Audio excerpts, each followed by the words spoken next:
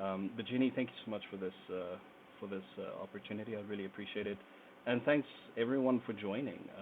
I hope I can say something useful. But more than anything, let's just have fun drawing today and think of good excuses to draw butts, because that's really all I do this job for, is the occasional opportunity to draw a good butt. Anyway, I guess we can get started, right? So let's do that. Let me share my screen over here. I want to put this on screen number 2, and I just want to make sure everyone can see my screen over there.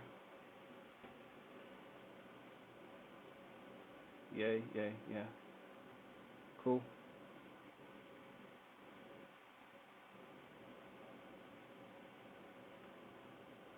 Yeah, just make raptor noises or Morse code, smoke signals. Just if there's a question, please don't hesitate to ask it. This isn't a lecture where I'm going to throw a piece of chalk at you. If you want to have a chat or something, if you have a question, please do so. Um, awesome.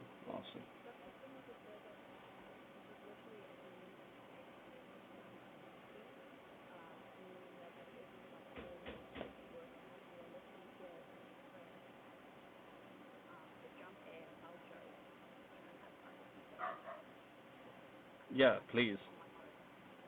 Okay. Oh, bummer. Yeah, please, guys. Let's not be formal here. Um, Also, I apologize if you guys hear some hammering in the back. Apparently, there is some sort of zombie or something that needs exorcism out in the other room. I don't know why, but so that be. Okay. Anyway, can y'all see my screen, right? You can see my Clip Studio Paint here. Can we just acknowledge for a good second here that Clip really messed up by now making themselves pay pay to view. Um, I hate them so much for it. I'm just glad I got my license. But anyway, okay. So before we do that, I'm just gonna very quickly run through just some core concepts before we get started with the drawing, and why specifically I chose this very pretentious title of figure drawing for multiple disciplines, and what I mean by that. So the first thing I want to touch on is I think I'd be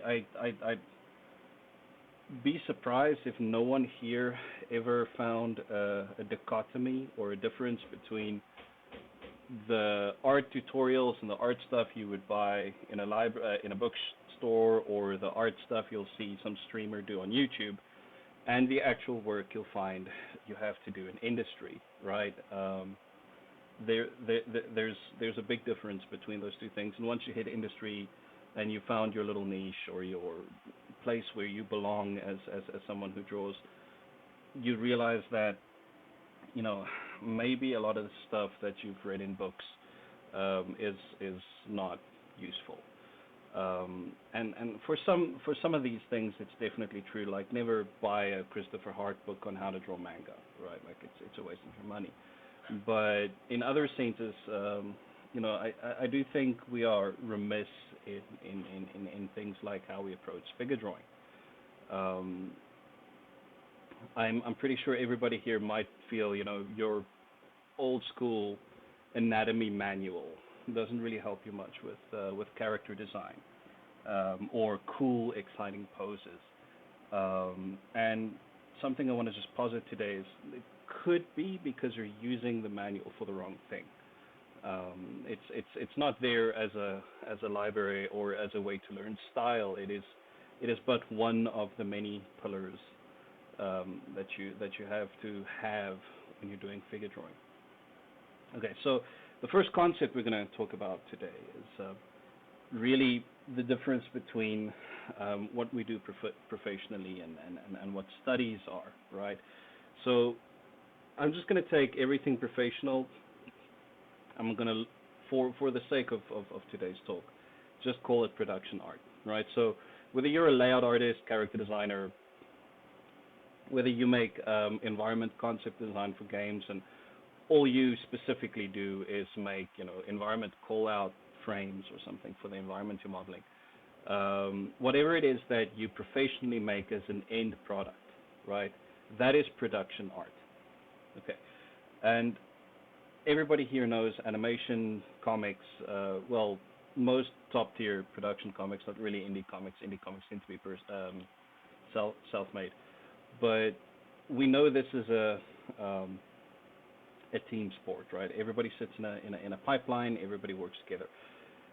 So the difference between what your production art, your end product is, and what your studies are as an artist, can sometimes feel like a bit of a dichotomy, like night and day, right? And the thing I want to liken this to is let's say you're in a rugby team or you're in a soccer team or any type of team sport.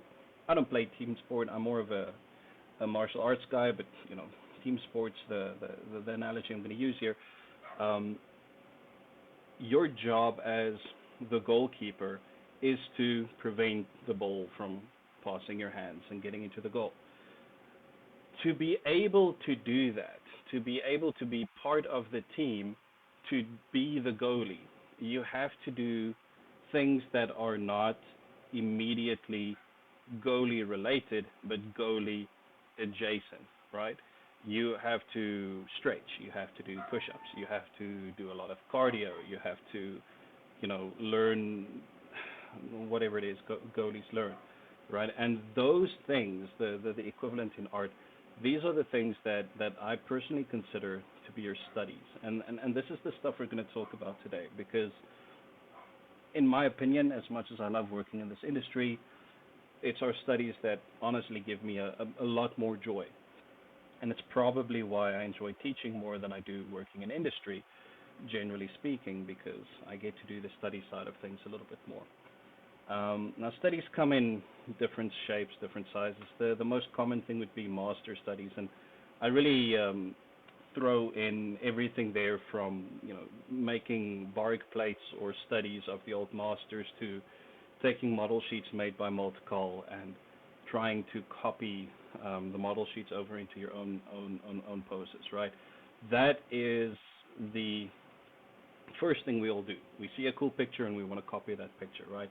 The first time you watched whatever it is that your favorite anime was back in high school, and you drew a little version of that anime character in your high school math book, that's essentially a master study, right? It's you studying someone better than you, copying, and sort of passively, but also eventually as you become more accustomed to art, actively learning to copy, for lack of a better word, their style. Hopefully you're not trying to copy someone's style, you're actually trying to copy their methodology, their approach, the way they think. And those are two slightly different things, right? The other thing you want to practice a lot, and this is the one that, man, it's the one that you will forever struggle with, right? Forever and ever and ever. The thing you're always going to feel, in my opinion at least, the least expressive in is gesture drawing, right? And I'll talk a little bit more about gesture drawing in a bit, but there's a keen, distinct difference between studying gesture and figure drawing, which is what we're mostly going to talk about today. And then we also have anatomy and solid studies, right? So anatomy and solid studies, these are really our academic things, right? Like perspective and musculature, skeletons, solid drawing, how to take an arrow and flip an arrow. I'll show you guys that trick in a moment if you just remind me. Right, so those are sort of the four main things, and then lastly is the figure drawing. And the problem with these, right, is if we study figure drawing, if any of us have done this, like the frustration is always there that you're going to get good and super good eventually at drawing the human figure, right? You study figure drawing enough, within a year, within 2 years, you will see improvement. There's no argument around it. It's kind of like going to the gym. If you're consistently at the gym, you're going to see improvement. it's not like gesture or character design where there's a little bit more to it. But figure drawing in itself, if you practice it, you get better. It's really the art push-ups side of things, which isn't to say that you don't get better at the other things, but figure drawing itself can be a little bit more automatic. But the problem is, as good as you can be at figure drawing, just drawing the figure, it's actually kind of useless, right? Because show me the animated show that has accurate human figures in it, right? Show it to me. There aren't any. Even the full Barassa type stuff, Young Justice or Castlevania or anything made by Powerhouse right now, they're not really realistically proportioned. And I say that ironically, having worked on Archer. Archer is literally the only production I've done that has that level of realism, and it definitely messed up my gesture drawing working on it for a year. But that's a discussion for another day.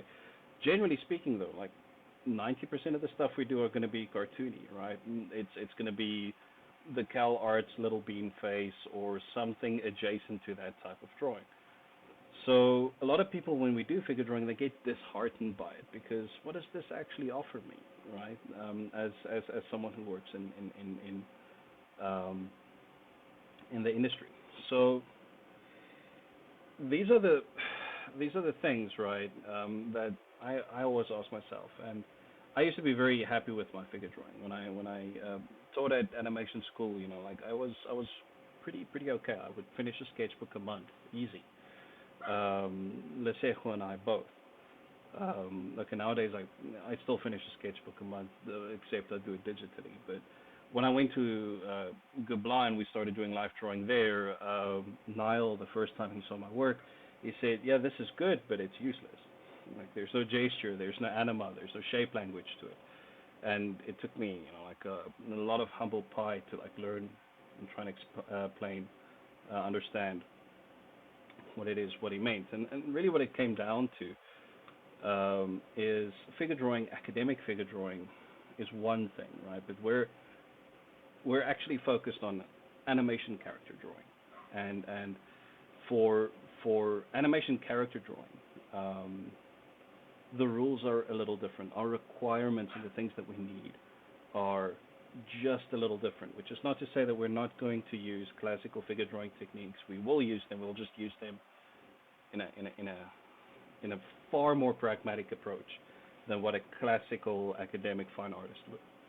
So the four things that are really, really important if you want to do animation, right, is the first one, gesture. And talking about gesture, guys, there's no difference between gesture and acting in animation. That's really just my personal opinion.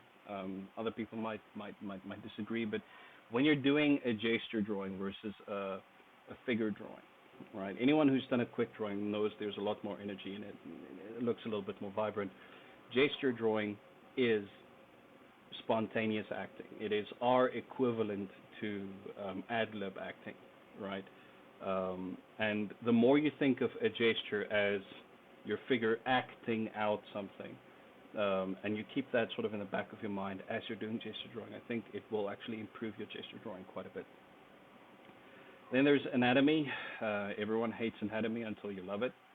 I used to tell this to a lot of people at SCAD and at animation school as well. I don't care how much you want to argue that it's just your style, or how much you want to try and negotiate with it, but there's two things that you'll never, ever, ever, ever, ever argue around, and that is good anatomy and good perspective. Because even when you're not using those things, you're not using them in a very deliberate way. There's still a logic to it, especially in animation. Then number three, for the character design stuff, there's appeal. Your silhouette and your appeal of the character needs to be there, right? It's one thing to draw just a blob of Mickey Mouse, but to take the silhouette of Mickey Mouse and pose it in a way that makes sense is far more important, right? And then lastly, again, we come back to figure drawing.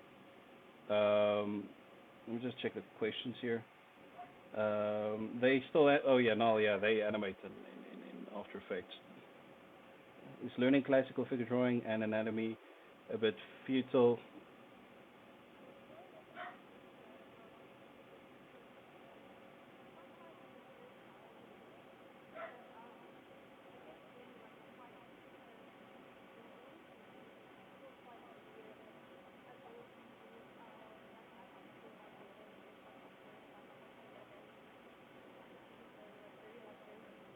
Mm-hmm.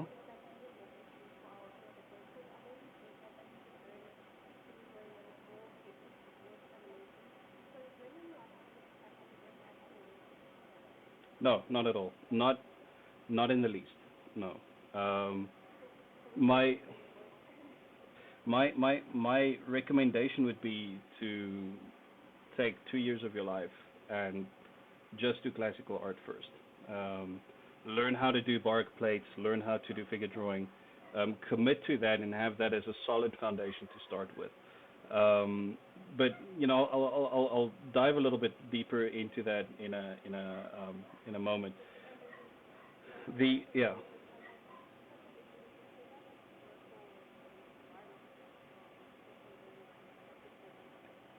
I think with environment design, I'm a layout artist usually by trade, either boards or layout. With environment design, it's even more important. Um, our understanding of perspective isn't going anywhere, right? Like you have to have good draftsmanship. You have to understand color theory. You have to understand, um, you know, tonal values and a value hierarchy and composition in environments far more than you have to do with a character. With a character, I just draw a cool pose, whoopie doo, it's done.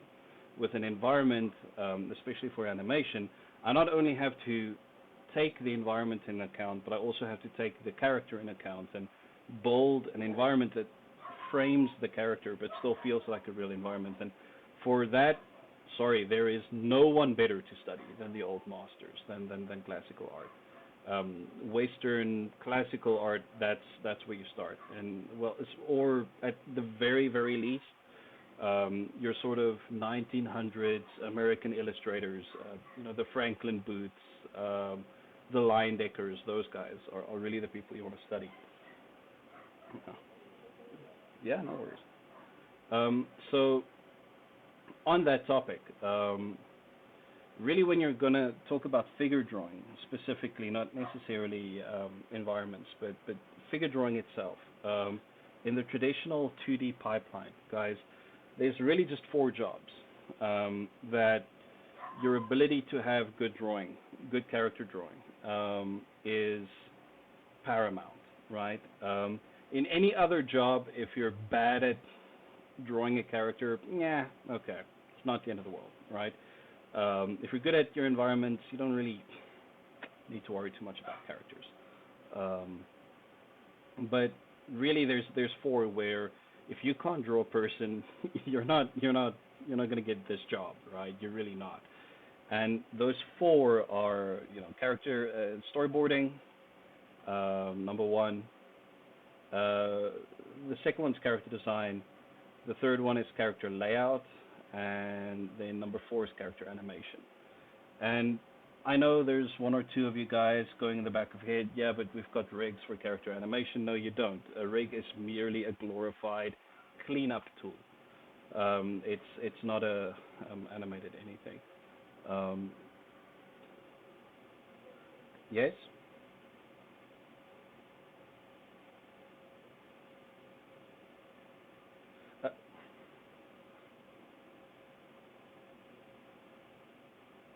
Uh, you're breaking up there a little bit, sir. Maybe just type it out and I'll answer the question like that.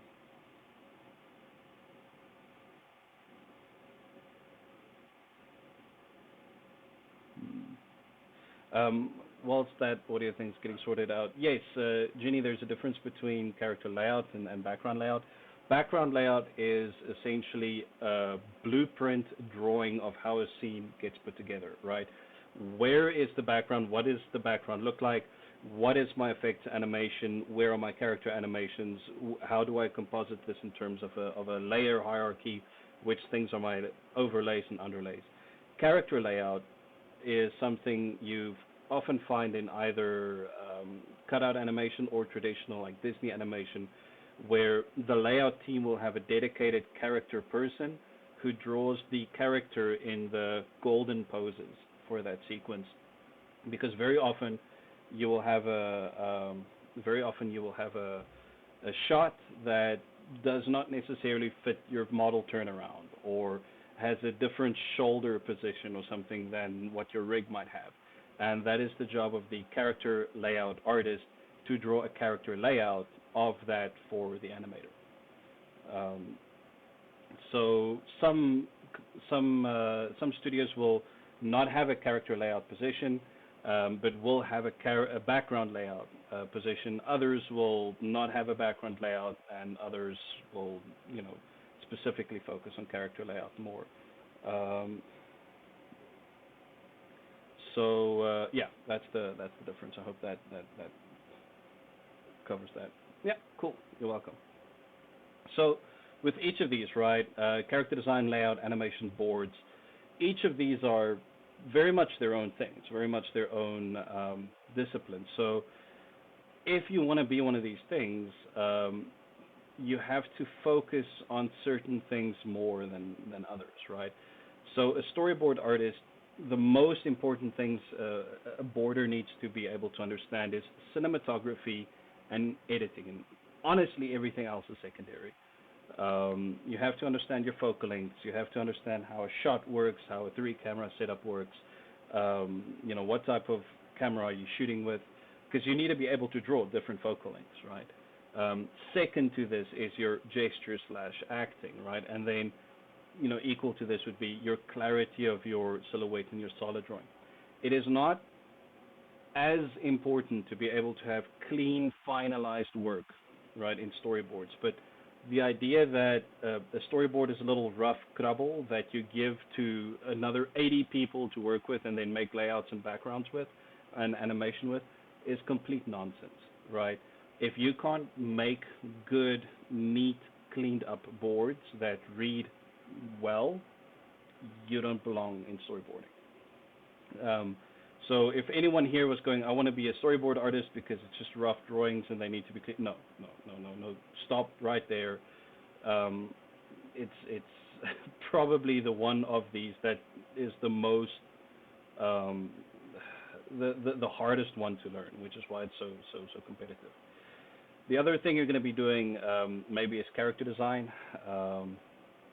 So with character design, the most important things are silhouette, appeal, solid drawing, and of course, gesture. Now, you would think that the cool action poses and the fun silhouettes in character design are the most important things that you need to learn.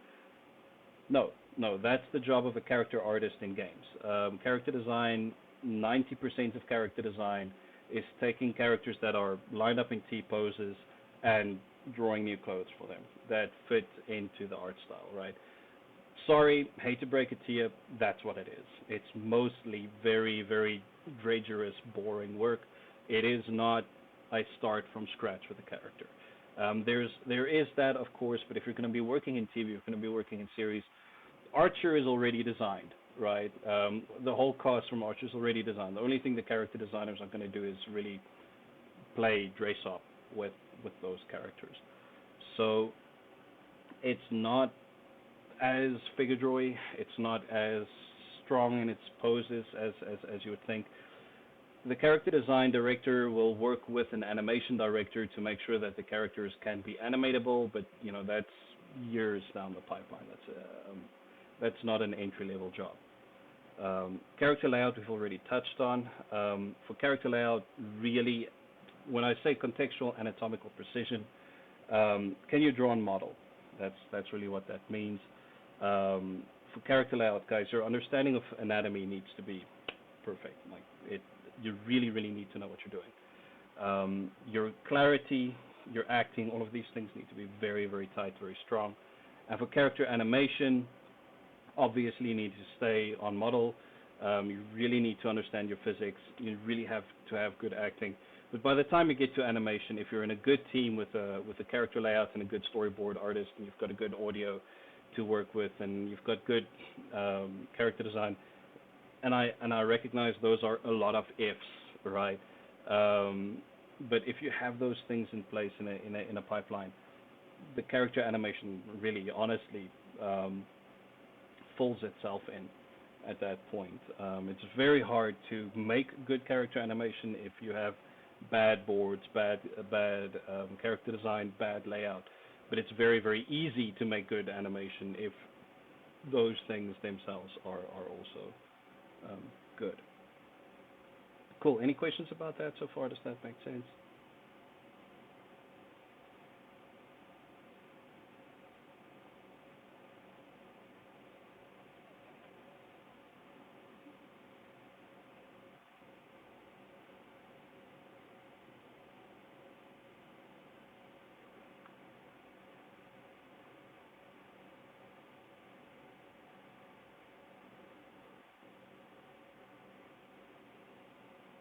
All right. Cool. You could do it through interpretive dance as well. I'm sure I can figure it out. Um, you guys know that comic Oglaf, right? With the guy that does the interpretive dance battle speech. Actually, no one here should read Oglaf, especially if you're underage. Anyway, so this brings me to kind of like the last little bit of theory, or you know, ranting. I want to talk about. So each of these four, right? They have different things you need to focus on, but all of them require good figure drawing. Figure drawing might not be as important with character design, in my opinion, as it would be with storyboards, but it's still important, right?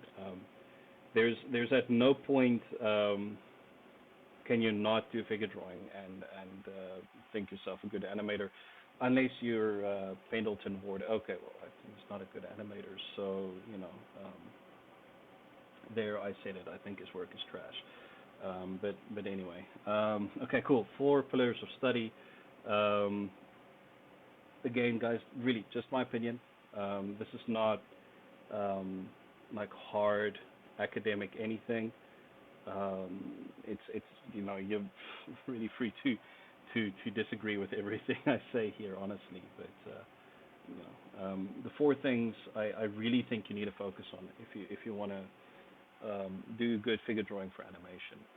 And you know, I'm exactly that type of artist that'll, you know, like categorize everything. So the first thing here that you really need, to go back to Claudia's question, is you really need a very deep academic understanding of what you're drawing. You you really need this. I know that's like being force fed your meat and potatoes, or you know, stretching before you do any kind of exercise. It's boring. It sucks. It's hard, but you really need it. You don't have to be a medical illustrator. Um, that's by no means what I'm saying here, but you really got to know where these things fit. And funnily enough, the more not safe for work your work becomes, the more important this is, um, which is you know, ironic. But you should you do yourself an incredible disservice as an artist in the long run by not studying classical academic um, figure drawing. It's not going to reflect visibly or immediately in the work you do. It won't, right? If you're going to be drawing Cal Arts bean-shaped faces, this isn't going to like make a big difference um, on the surface, but it is going to make you a better artist in your own time, and you know, just in your own studies, and rewarding yourself with it. It's going to make a big difference. And I would actually argue that it makes a difference in how you approach and design, more bean-shaped characters, like the Gravity Falls type stuff. So once you've got this academic side of things done, you need to understand how to simplify this for drawing. So this is theory, right? I'm not talking about drawing here. The Sus book, yes, that's a good name for it. I'm specifically talking here about the the theory, right? You're not going to make pretty drawings when you study like this. I'm going to show you guys exactly what I mean by this. This is not pretty drawings. They're not nice, fancy drawings. It's just practice, practice, practice. And then from this knowledge, the next step is to have a simplified academic understanding of form and shape, right? And really the thing to start you off with that is bark plates, which I'll talk about in a bit. So once you understand what you're doing here, the next step is to simplify it and break it down for yourself into manageable chunks. And in terms of this academic understanding, it's useful to study at least 3 or 4 different approaches to everything you're doing. And I'll briefly touch on like 3 versions. I'm going to just show you guys hips. I'll literally just talk about hips today when I talk about this first 2, and then we can talk a little bit about figure drawing from there. Then we get to your deliberate shape language driven approach and form and shape. This is where we start talking about stylization and how to bring your own shape, your own style, or the style of the studio you're working for, right? How to take that style, the Cal Art Smile or the Legend of Korra style, and how to essentially take what you understand over here about the bark plates, etc., and how to apply that to your given style that you're working in, or the style that you're being paid to copy or develop, for that matter. It depends on how high up in the chain you are. And then lastly, because sooner or later the show you're going to be working on is going to get canceled, and you need to move on to a new show. Lastly, the most important thing is you have to develop an intuitive ability to adapt to different styles. The guys that have been in class with me, there's 1 or 2 here, how much I hate the word style. I don't really think there is such a thing. There's really just applied technique. And anyone that tells you differently is probably a postmodernist heretic and needs to be chased out of the city. So I'm kidding, guys, but I'm not a big fan of. Sorry. Yeah, maybe just do that, right? Like just grab some ultramarines and like style, and yes, this is perfect. This is perfect for the Emperor. Guys, please play Warhammer 40k. It's amazing, but I don't like the word styles, but we're gonna use it a little bit for what it is. It's a useful way of looking at it. So how do we do this, right? Now I'm gonna use hips today as really an example. Before I do that, though, questions. I think Claiming Gate, you had a question, right? Like you had a thing you were formulating.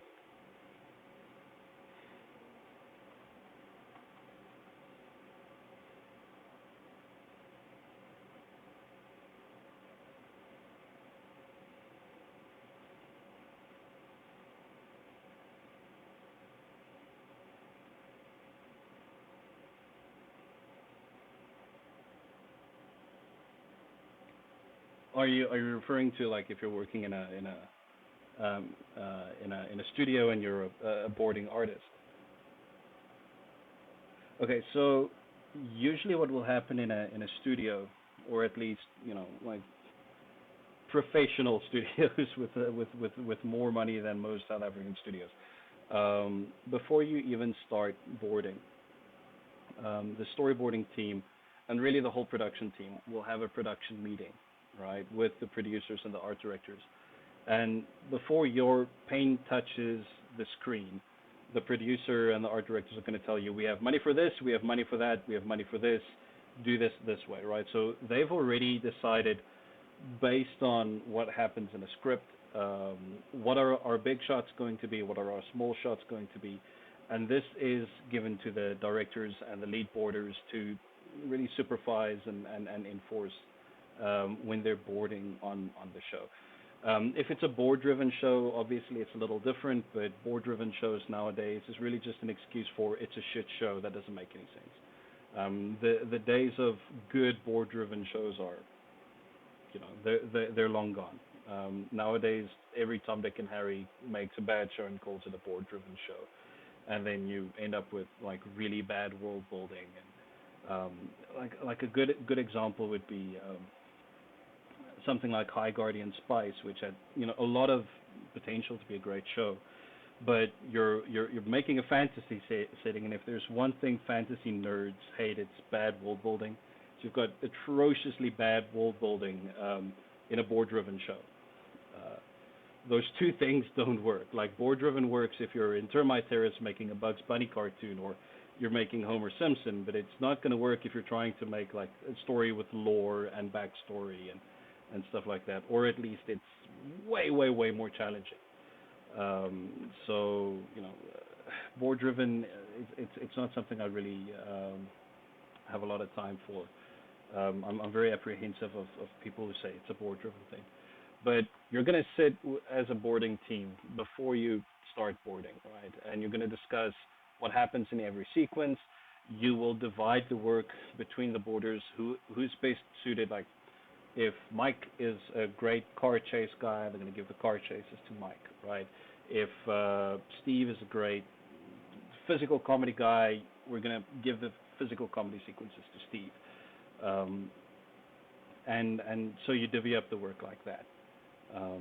So there's everything that you need to get started with the boards are really given to the board artist before he or she starts boarding.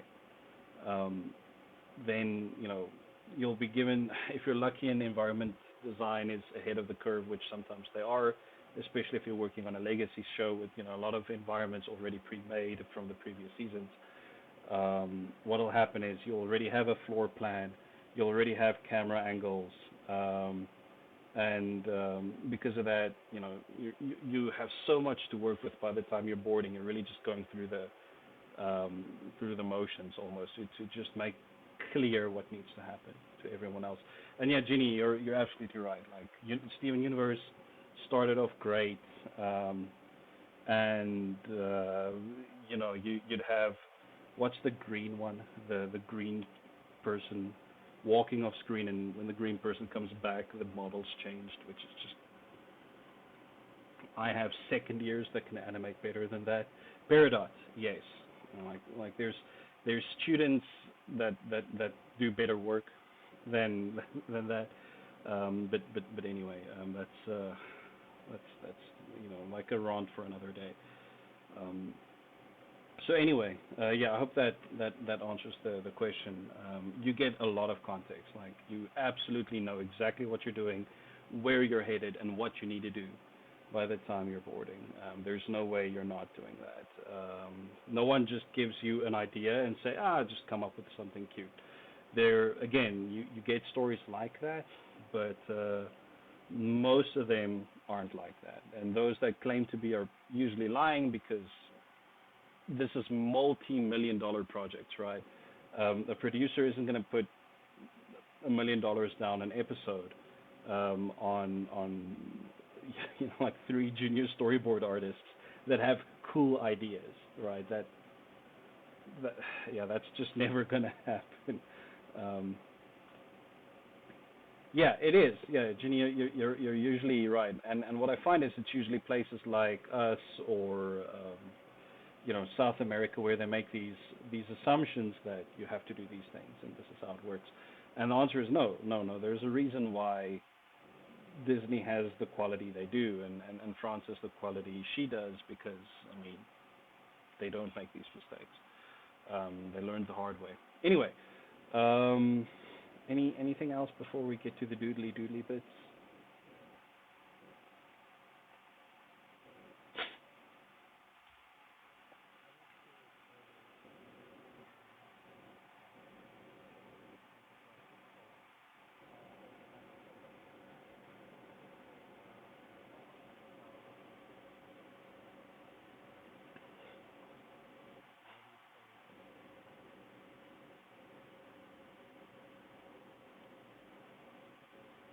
Oh man, that's a good question.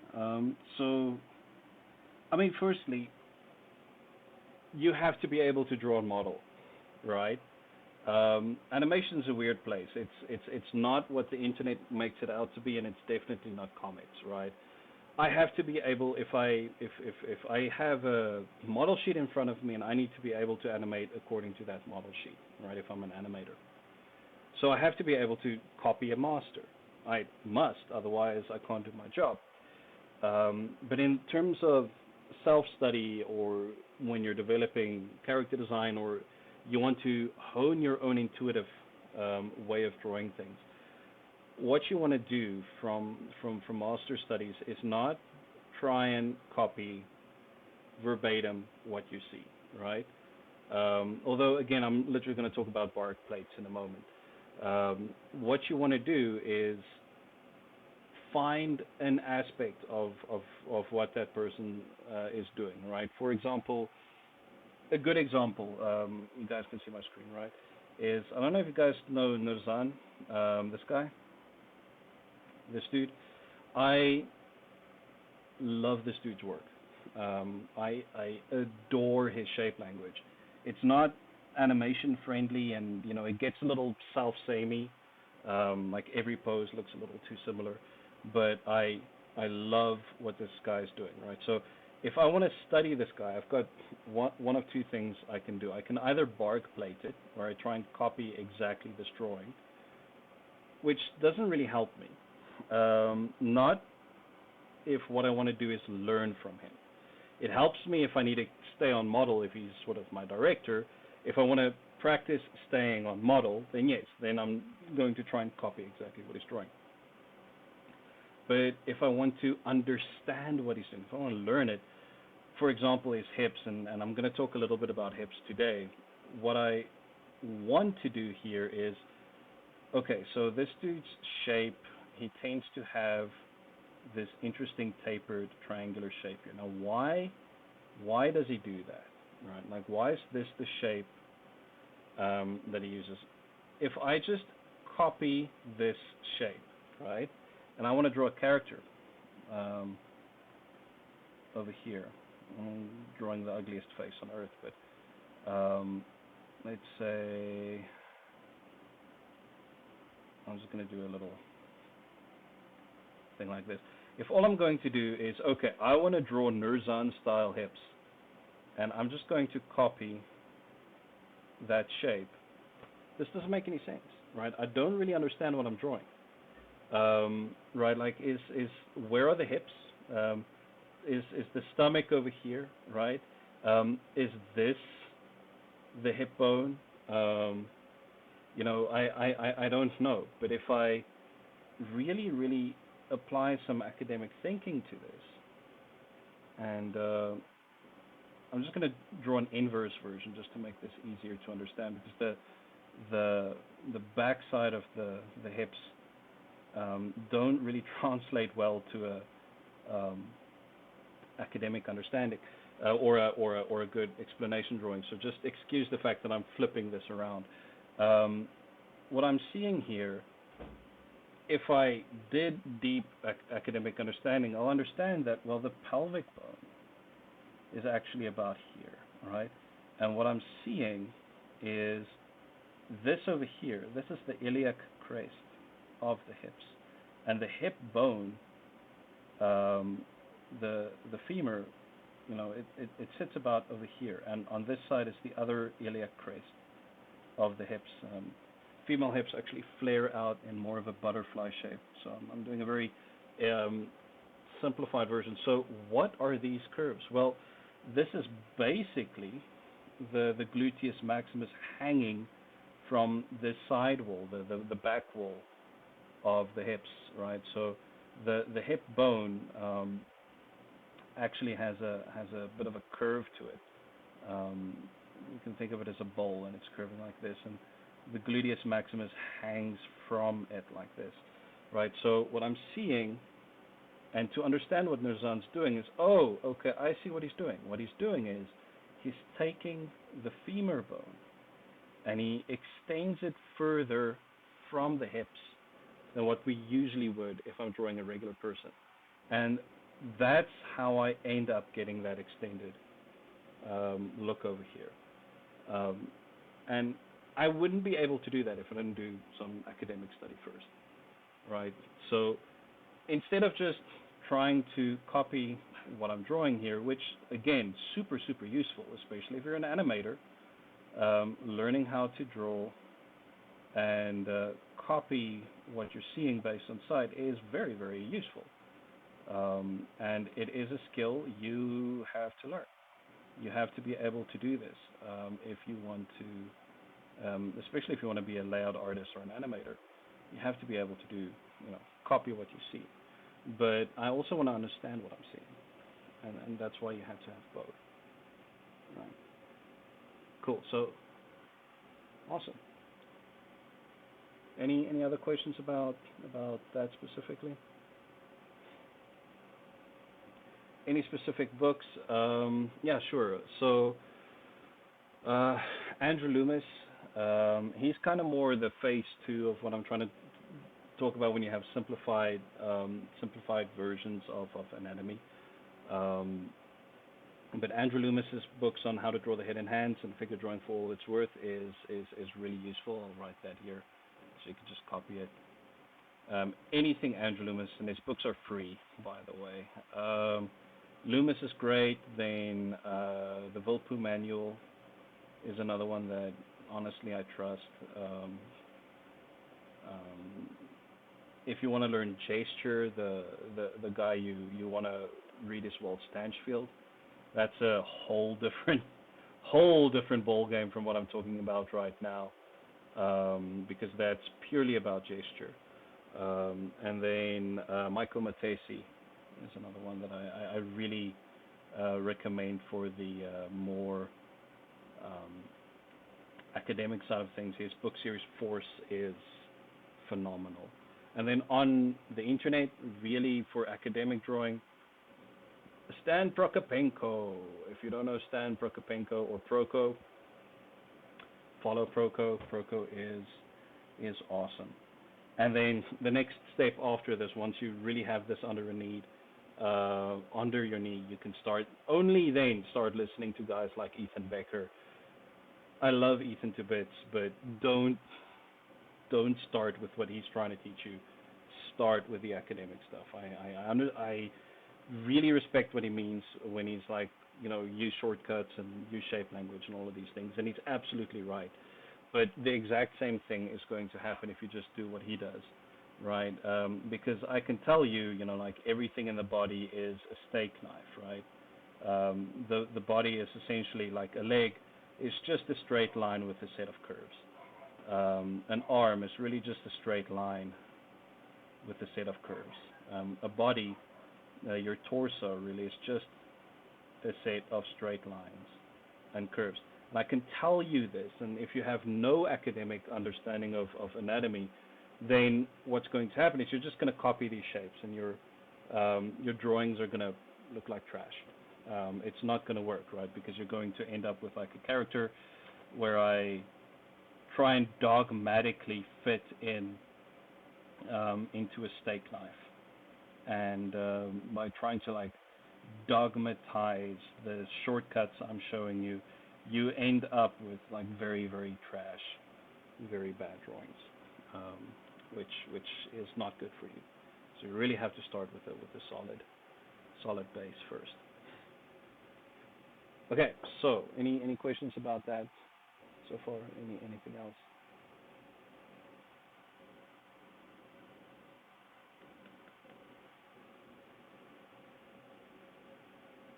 Oh yeah, Pinterest is great. My only problem with Pinterest now is it becomes too much, and it's like an information overload. Like, how do I even understand what I'm looking at?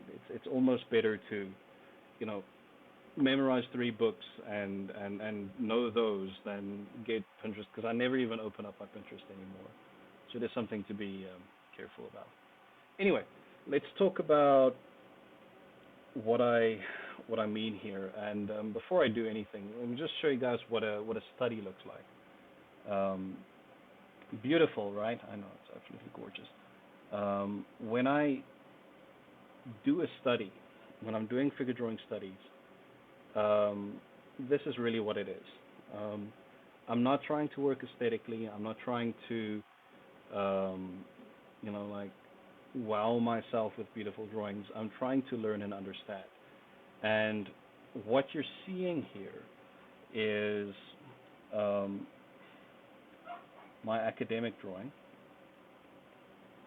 which we'll make one of today.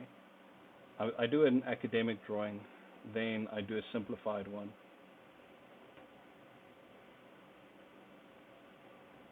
Where after I have studied what I need to draw and pose, I then try and apply it to myself. And then the last one I'll usually do 2 or 3 of these. And you'll see that I usually draw them a lot smaller because gesture, I like to draw a little bit smaller, like a thumbnail. I'll do a gestural study or a set of these. And you'll see here that there's quite a few of these, the way that I do this.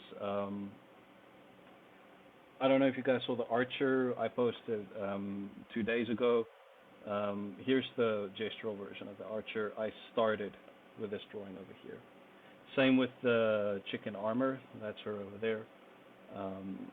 And like these, again, academic drawings. These are, like a loose combination of academic and gesture. And again, more academic stuff, more academic. So I will usually, here you can see me do the same thing, right? Like I've got an academic pose over here, and then I've got a more gestural version of that exact same pose. So I would draw the thing realistically, and then after I've done that, I want to break this down and understand what I'm drawing instead of just drawing, right? Because anyone can really do that and hope that you like accidentally make something that works. But to really understand what you're doing, that's a lot harder. Like here's a good example again of a more academic one, and then like very loose gestural work, side to side. So what do I mean by this? Let's start with like just a academic understanding of what hips are versus the simplified academic shape of hips, and then we're going to break that down into shape language, and then once we're done with that, we can do an actual figure drawing. So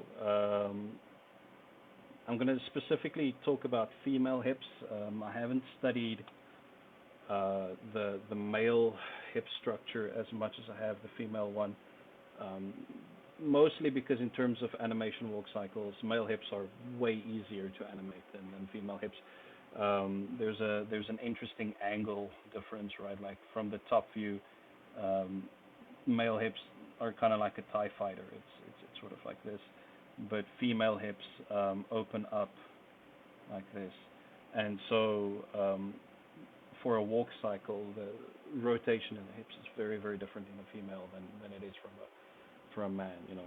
Add to that lower center of gravity, smaller muscle structure at the top of the body, more weight on the hips, bigger butt, and stuff like that. And, women will very, very differently. So it's a much harder place of study. Anyway, so how do I draw?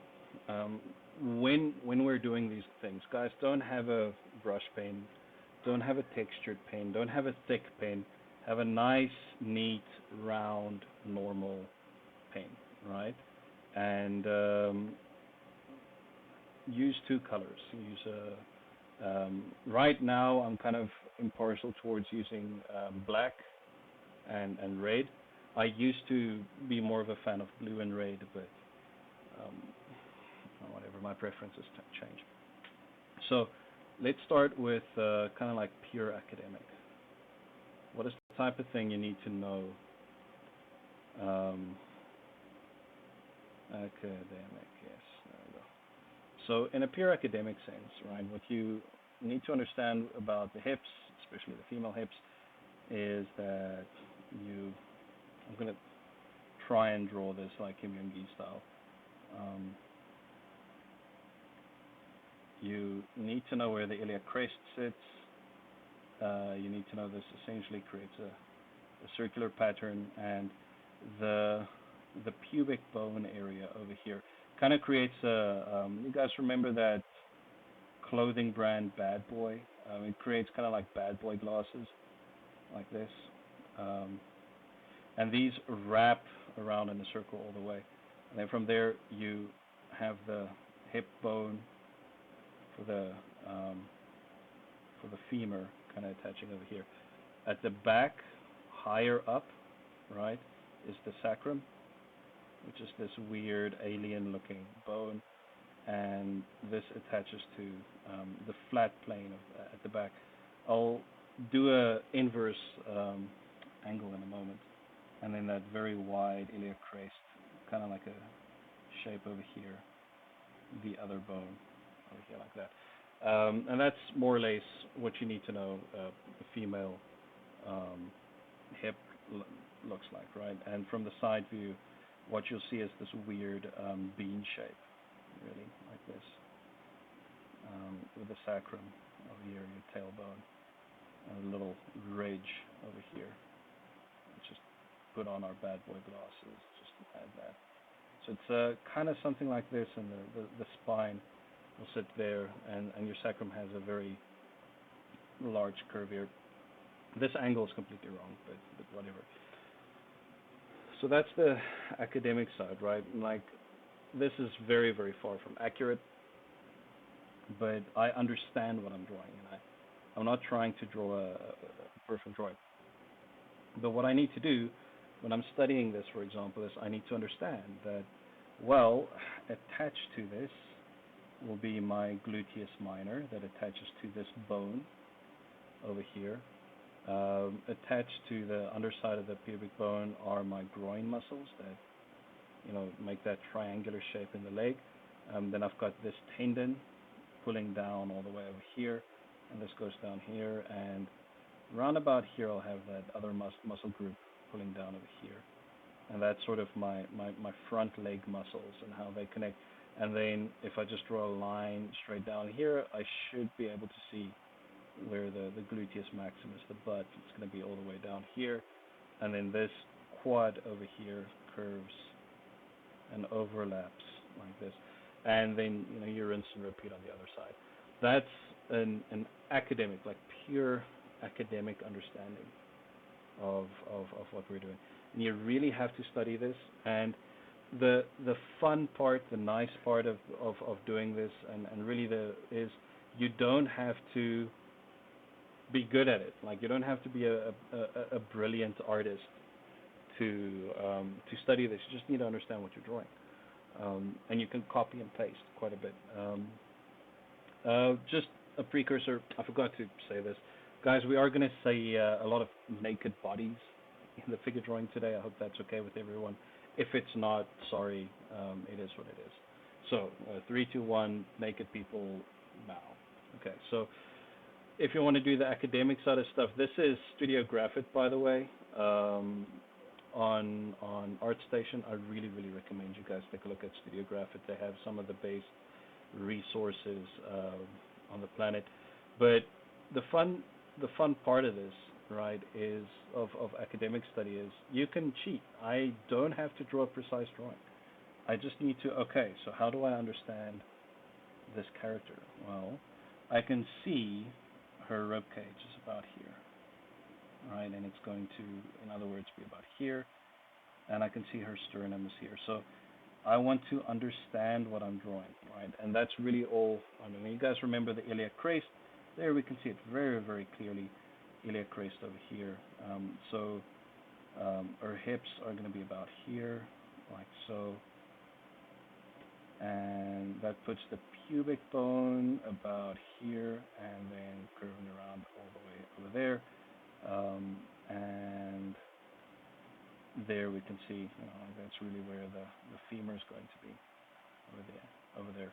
And then from here, well, we can actually see if I take this and move it to the side, we can switch over here and we can start seeing. Oh yeah, cool. Here's my side muscle. Like you can see it flowing here, and very much doing the same thing over here as it's attached, curving. You can really see that triangular muscle shape over here, so obviously it's attached here, and so on and so forth, and that's how you do that academic study. Another way of learning this stuff is to literally take a picture of a skeleton and draw the muscles on top of it. That's really how you do it, right? Like that's the academic side of things is drop the opacity of an actual figure and draw muscles on top of it so that you get into the habit of understanding what it is that you're drawing. Okay, so that brings me to like the second part of this, which is the sort of the simplified academic way of doing things. And this is really the thing that most books do, which is the how to draw stuff, like you draw a circle, you draw a line, then you draw a face. And like I mentioned, it's useful to have more than one way of doing these things. So let's just go back to my little academic understanding over here, which was this shape. And what's going to happen as you draw this over and over and over again, time after time, we're going to start realizing that there are certain shapes that always stay, that are universal. And from that point of view, you get to learn, okay, well, so female hips are basically one of two things, right? Like you can think of it as really one of two things. And we'll start with a more difficult one. If I only want to think about the hips, the hip bone, not the hip shape, but the hip bone itself. The kind of like simplified way of looking at it is, it's a bucket like this, right? And if you can draw a bucket, you can draw hips, because all I really have to do at this point is I'm going to just cut the bucket up like so. And there is my iliac crest, the one and the other one, and really, there we go. There's my hip over there. And if I understand that, that's my sort of simplified way of doing it, right? So that's like method number one, and then from here I can start adding my muscles, right? Like the straight line from the iliac crest to the hips, and then the butt usually is beneath that, like so, and keep on working from there. But it's really useful to have more than one way of doing this, more than one shortcut, and really the most useful one for me, and the one I want to focus on today, is the trapezoid, right? So if you think of the hips really as a box, it's pretty useful. They're not really a box, obviously, but in a profile view, if the rib cage is a box and the hips are a smaller box, just remember they are actually supposed to tilt. But what's nice about this specific method is I don't have to think about it tilting, right? And all we have to do really is break it down a little bit. So we're going to take this top bit, I'm going to cut it, and I do want to find the center as well. So I know the center is going to be about here. So this line and this line, if I draw a straight line down, bloop, there's my crotch. Simplified, that's always going to be where my crotch is, and that means this is, you guessed it, where my hip bones are. They sit in that line over there. So if I just take that line and I take it to the back of my square and back up like that, that's where my legs are, right? So if I just have this shape, and I draw a knee and a knee, all I really have to do is connect the squares, right? And it's relatively effective, right? Um, and then that line is going to be about here, like this. We'll talk about the butt in a moment. So that's sort of the front side of it. Um, the side over here, the side of the square, actually has a nice big round circle in it, so that you can understand where you break stuff. And then, if I wanted to draw the back side of this simplified square for the hips, really all I need to do is, and you'll see it does taper a little bit like that, right? I'm going to find that center line over here, and we're going to draw this circle over here, find the center line here, and we're going to draw McDonald's arches down this way and down that way, and just add a little curve here and a little curve there, and there is, behold, a nice butt. Quick, easy, simple to understand. So that's sort of this simplified, like anatomy thing, right? You draw the bust like that. So if you want to, let's say, draw a whole figure like this, I'm going to ignore the head. The head's like the easiest thing to draw. Let's say we have a simplified torso. This type of torso does not represent the rib cage. The rib cage is a lot smaller than people give it credit, especially with female figures, where it's also way straighter. It's actually kind of like that, but I'm going to ignore that for now. I'm just going to find my center lines for this character so that I know where everything is, like so, and then we'll have our little square over here. The elbows go where the bottom of the rib cage are, right? And your hands, your wrists are at the bottom of your crotch there. And then we can, really just bold from there, like so. And if I take this mannequin that we just made and we draw on top of it, what I have to have is a good understanding of anatomy, right? So I do need to know that, well, my clavicle is going to be about here. This is going to connect over here. All right, I'll have my pectoral muscles about here, like so. And as you guys can see, it all kind of like starts to come together pretty nicely if you understand what it is that you're bolding for yourself here.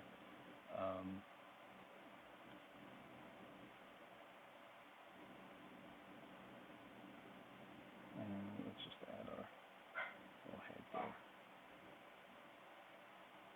And there's a male figure, right? So understanding your simplified anatomical shape on top of your anatomical knowledge is really, really important and very, very useful. Okay,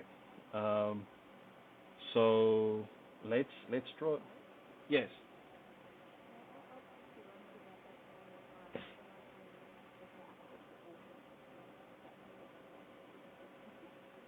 Yeah, sure, sure. Let's do a three-quarter version this time. So I'm gonna just draw a very ugly head over here. If you guys know the Andrew Loomis face, that's what I'm drawing over here. Not really my favorite way of drawing the head anymore, but it's useful. So let's just start actually with a pipe shape for the shoulders and a circle for where the clavicle is going to be. And from here, you'll draw kind of a barrel chest, like this. If it's a female character, you're just going to do it a little bit more narrowly, right? So we want to take this, we're going to cut it in half, and then following the contour of the form, we'll just do this, and that's how we know where the rib cage is going to be, right? Like the diaphragm over here. Now, this is really connected by a bit of a circle over here, and then just going straight down with the male character. We want to just add our box that we just added. Over here we'll have a shoulder, and this shoulder on that side will overlap over here. Now, from here, what we want is to know where this line is, and we can find our crotch line in the center like so, and that's how we know that's where the crotch is going to be, over there. Your elbows go where the ribs are, bottom of the rib, and same thing over here, right? So if we now take this guy, drop that down, and we bolt our guy on top of it, right, we'll have our neck muscles. That's fucking hell. Neck muscles are a discussion for another day. They'll be about here. My shoulders, about here. Sternum, pectoral muscles, more or less here. Your diaphragm, stomach, and then your little love handles resting on the square over there, like so. And then from there, we know we can actually plot where the hip bone's going to be. It's going to be about here, so I know that the butt's going to be more or less here, like so. Cool. And then the hand, you can see that's where the wrist is going to be, and your hand's just a little bit lower than that. Cool. Does that make sense? No worries. All right, cool. Let's draw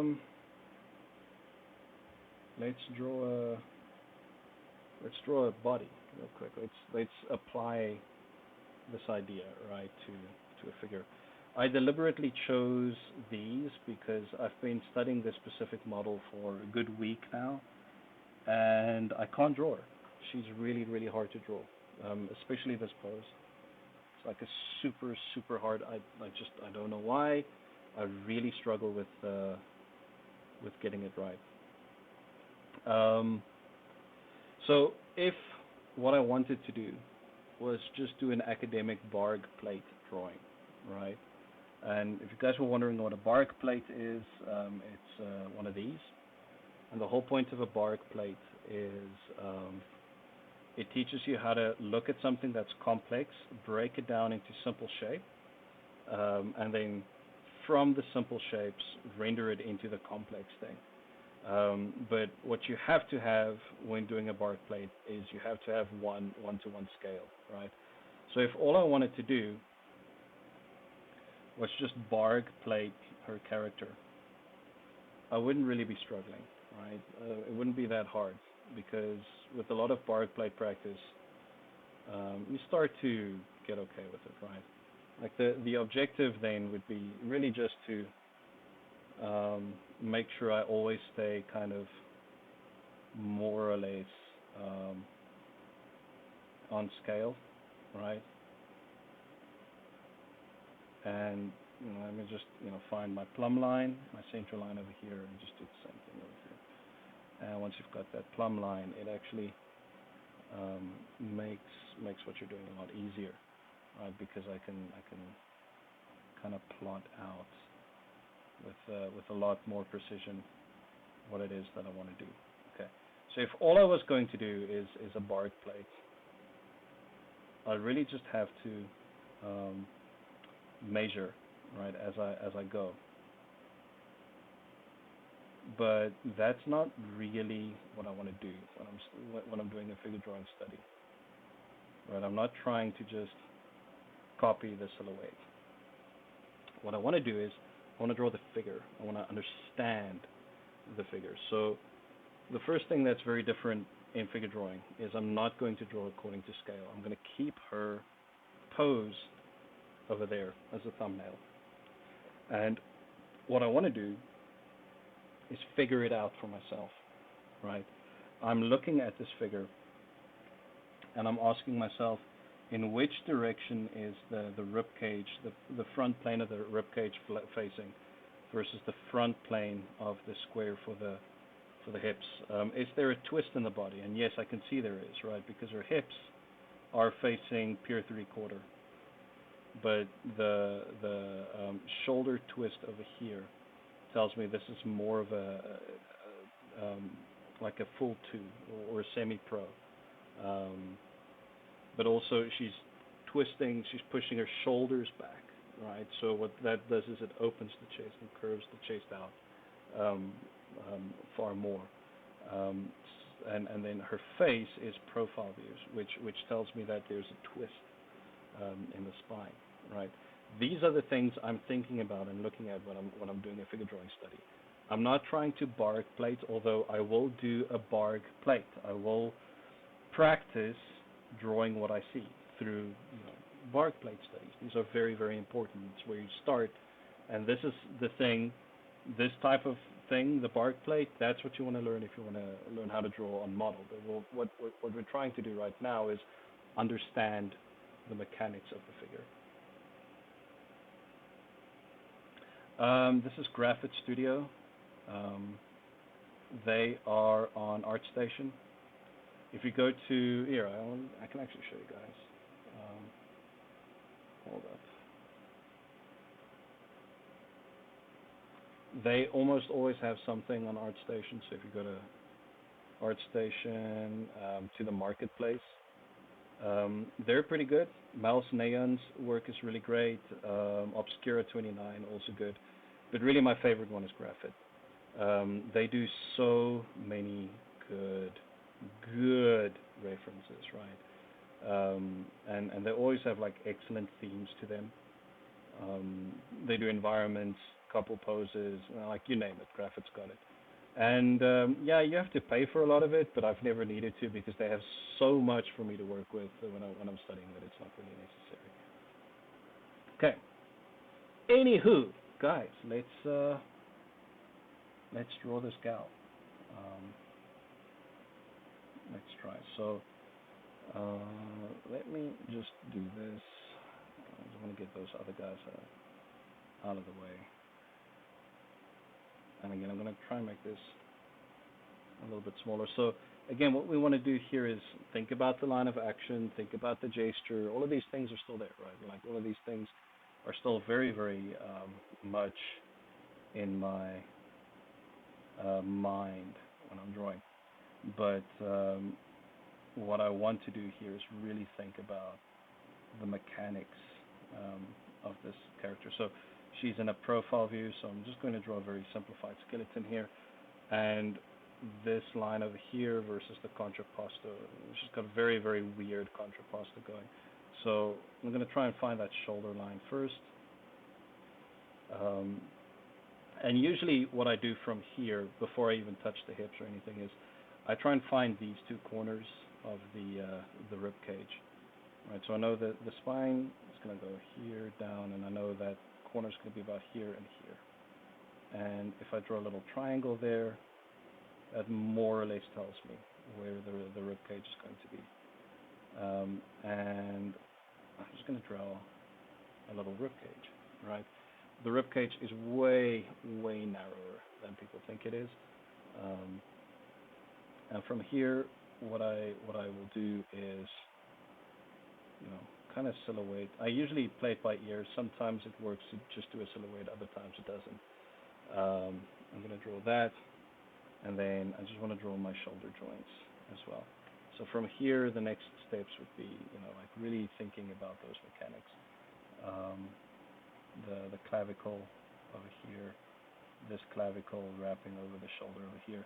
Her back will have the scapula over here, and the humerus on this side.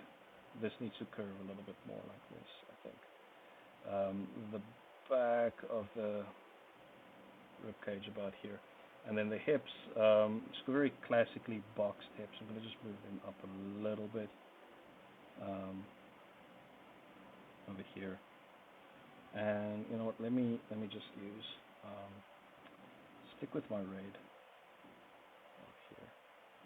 And you'll see what I do for the side view for that box is I kind of curve it a little bit like this. It does that anyway, so I might as well. So I'm just gonna. You'll notice that the gap here that I've drawn is way too high. It's actually very close to one another. So more or less something like that, and then what I'm going to do is just eyeball where these joints go, and I can't see the rest of her body, so I'm just gonna do that. All right, cool. So that's my underdrawing, right? I deliberately, I don't do this, guys. Don't draw like this. Don't draw a circle, and then like Michelin Man, the figure together. That's not what you're trying to do. You're trying to draw the mechanics of the character, right? So we're going to take this sucker and I'm going to drop that down. And what I want to do next is start adding my musculature, adding the actual form and the stuff in this character. So this lady has a very, very interesting rib cage in that it's kind of flat, right? It's a very from top view it's going to look kind of like that. So what's happening is her breasts are actually kind of like almost rolling off of her chest, which is really, really hard to draw because I need to understand where the entirety of the breast is. So what helps is just giving yourself a little bit of a curve. I usually start with the bottom curve of where the chest sits. If it was a guy, I would do the exact same thing. I would just use the pectoral muscle itself, right? But we're going to curve this side down. We're going to curve this down, and I want to attach my muscles, right? So my pectoral muscles attach here and wrap around the humerus, and then my rotator cuff actually wraps around and on top of that, and then this creates its curve shape over here. And the same thing happens on that side. It's just a little compressed because it's foreshortened. And then the breast itself is actually just fatty tissue, something like that. Now from here, if my hip is over here, curving here, my lateral muscle actually wraps all the way around, and it contours like this. It's got a round shape here, like that. Right, and then the clavicle over here. I'm going to ignore the head. We're not going to really focus on the head and the face right now. It's too easy anyway. So that's sort of where that's going to be. So my hip muscles, they connect. You can, generally speaking, just connect them straight to this corner over here, and you're kind of good to go. The belly button is usually a good marker for where the back of the hips are, the sacrum over here, and then the pubic mound, the fatty area of the pubic mound, right, sits below the pubic bone over here. You remember the bad boy glasses that we have over there? It rests below that, and the hip bone is over here, right? So based on that, we can see that that's how you connect these like very cool little muscles over here. I'm just going to connect them like so, and you can see here it's just got like very, very high gluteus minor and very small gluteus maximus. So it's just got a small butt, and that curves here like this. Right? So that's sort of the academic drawing, right? And then from here, I do want to just understand, like where the side muscles are. They're about here, right? So let's just clean up that crotch area here a little bit, and I'm just going to focus on this area. So what you guys are seeing here is a very ugly drawing, right? This is by no means a good drawing. Like it's just not. It's very stiff. It's very unflattering. But that's not the point. It's not why we made this drawing, right? This kind of like quick little study over here. See, all that was for is to understand what I'm trying to draw. Which brings us to like parts 2 and 3 of those 4 pillars, right? Is understanding shape language and where to apply it. So let's say I wanted to simplify this into simple shape, right? Which is the next thing. Before I do that, are there any questions about what I just did? Does this make sense?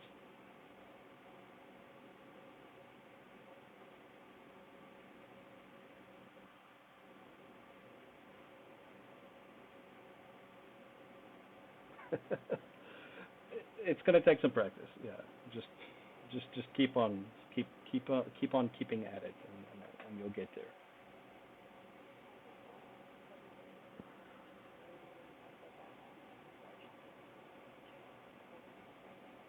Let's take a look here. It seems to be. Yeah. Okay, I think so. Yeah. No worries. If it didn't record, we'll do another one. Um, so this understanding, right? Because I'm kind of retarded, guys. I'm not smart enough to keep all of this stuff in my head. So before I do any type of character drawing or figure drawing, I'm gonna do a stiff little ugly thing like this first, just to remind myself of what I'm drawing. But really, the next thing that we want to do is focus on our solid drawing, on our shape language, and on our gesture, right? So what comes after this is the fun stuff, right? Like what comes after this is me really just trying to loosen up, right? And creating what? Why are you doing this? Loose shape, right? So from here, this is where I do the, like the steak knifey curve stuff and understanding how these things work. Um, and I'll try and keep this drawing loose, as loose as possible. And now I've got a quick little gesture that I made, right? I can maybe move this down just a smidge. And I'm going to try and sort of stick to the gesture. And what I'm going to do on top of this gesture is now make my academic knowledge, all of this that I studied here, I'm going to kind of force fit into my stylistic drawing, into my gestural drawing. And again, if you do this long enough and if you practice, I'm sure that like there's people that can do this intuitively. I know there is. I've seen people do it. I'm not. I'm not that smart. I'm just not. So that's exactly what I'm going to do. I'm just going to bold myself a quick gestural version of this figure and really try and make make some appealing shapes here.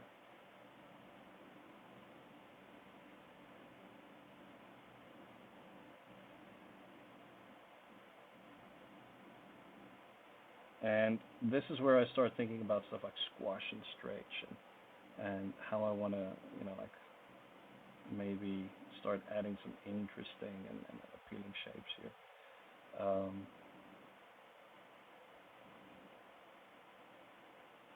And like sort of exaggerate some of it as far as I can, so I can get that Yoshita, what's his name, the trigger guy, not Yoshitaka Amano, Yo-Yo Shinari, like one of my favorite dudes.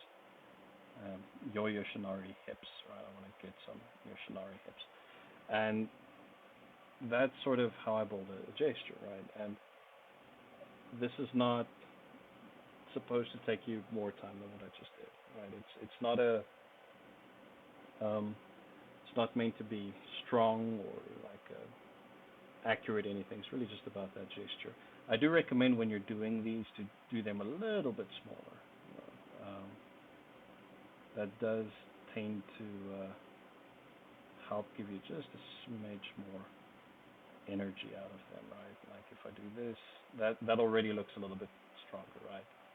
Um,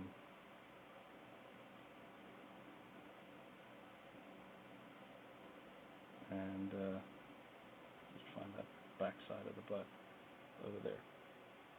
So I end up with like two, three, four different drawings, right? And I draw the same thing more than once, and I don't really spend too much time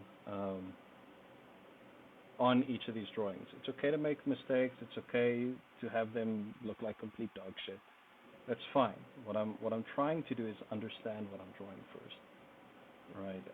And if there's something that really sticks out and you hate it, like I really don't like that, I will actually write down, say meh, but I would, like say, yes, this works, that doesn't work, and keep on working on it. Keep on and do three or four or five of these, right? And then you'll get to a point then, for example, where if you really want to start doing this for animation, after you've studied the pose, right, you've done the pose a few times, then the next thing you want to do, let's try that now, is maybe grab an actual model sheet from an actual character. And now we're getting to that step 4, right? Where what we're trying to do is intuitively adapt what we understand to a model, all right?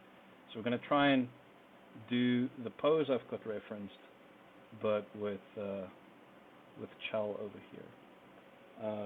And don't hold your breath, because I've been trying to draw Chell for fucking years and I still can't. So we'll see if this works. But she's a good model for this kind of thing. And I also understand her a little bit better by now. So let's see.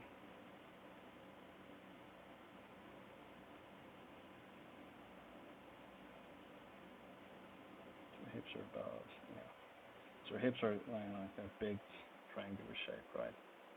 So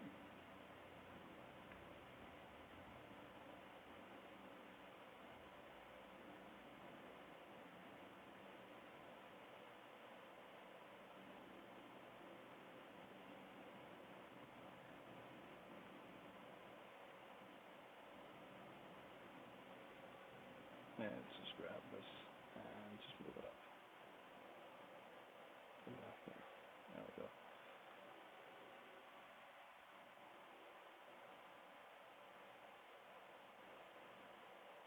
Okay, so that should do. Let me just grab this. Just want to make a bigger version.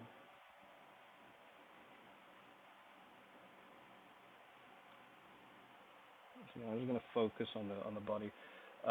Now we know that the model sheet draws Chell here as round hips, right? So the trick is going to be drawing round hips, drawing a circle for hips, and then knowing exactly where the iliac crest sits, where the pubic bone goes, and all of that inside that circle. And all good animation design, surprise, surprise, actually for character design actually does that in the design itself. And you'll see that her like little cloth over there sits exactly where the iliac crest, etc., of the body would be. So if I were to try this, again, I make no guarantees that I'm actually going to succeed. She's a very, very hard model to be able to draw. Going to be about here, and this one's going to curve on about here, and we're going to have that nice little Y shape. Let's do that. And really the most fun part of her to draw is her stomach.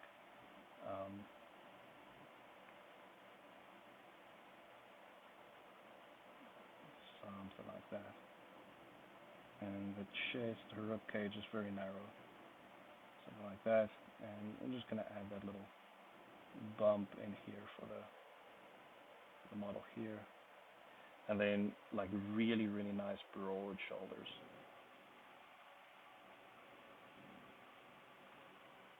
Hey, you guys there?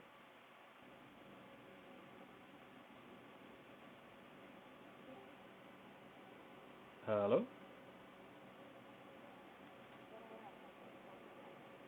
Yeah, sorry guys, I kind of like disappeared for a moment. My bad.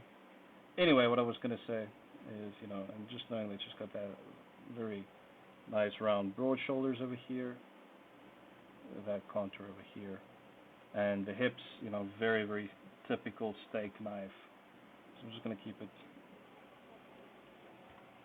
Oh, of course, because these things. Sorry, thanks for letting me know. Let me start over here just to. What's the last thing you guys saw me do? Just so that it doesn't. Sorry, the belly. Okay, cool. It's what. Let's just start over. It's gonna be. I mean, I was doing okay, but so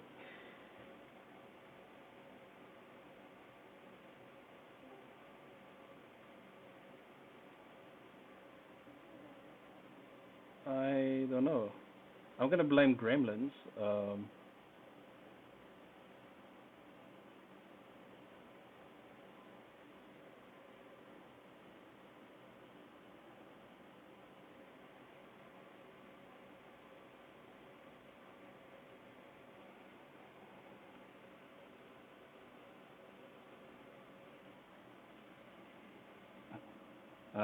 my screen just went completely black. I don't think this is your fault, guys. I think it's mine. Shit. Oh wait, I think we're back. I think we're back. Let's just try. If it does it again, yeah, just give me a little pause and then we can go. We'll just restart the computer. Okay, can you guys see? Okay, cool. So what I was gonna say is, like, again, we know the shape is round, and then like good character design usually makes the shape follow the shape of your wardrobe kind of follows anatomy or complements it. So let's go with that. We're just gonna wrap this around here real quick. More of a V shape, like so,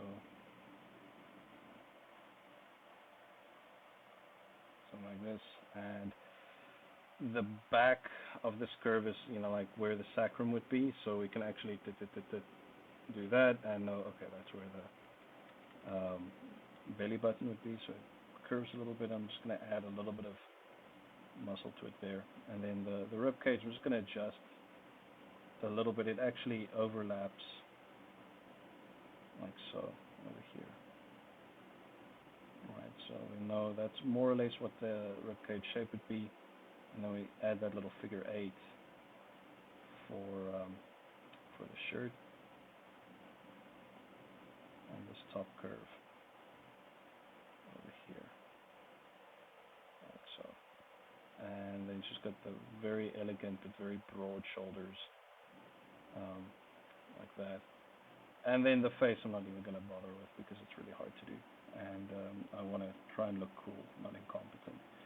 Um, but anyway, um, so now I've got that pose, and I am essentially bolding it. Maybe a little bit more contoured here, and then this will be way more straight. More straight, a little bit more like that. And this other arm here, and the face, kind of more like that. That's a very quick, very rough, very ugly version of her, but my point is that's the study, right? So also do remember to like actually draw through the character and draw through the pose um, to get your anatomy right. So that's sort of the point here, right? Like what we're trying to do is, you've got that academic side of things, and then you've got the um, sort of the shape language, and you really, really do need both. Unfortunately, you have to really think about how you want to approach both of these things together. Let's try it from the top down this time.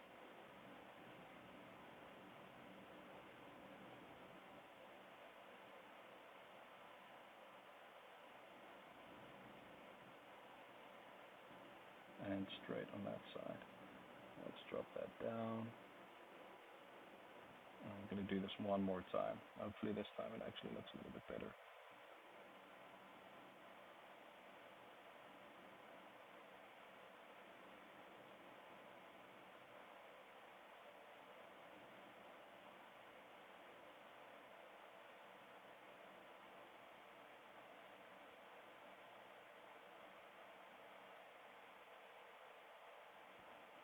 More than anything else, I love drawing her shoulders. So expressive. Yeah, that's looking a lot stronger already, right? A little bit more like that. So the hips here, again, they're kind of like more forward. So I'm actually going to just push them out just a smidge more.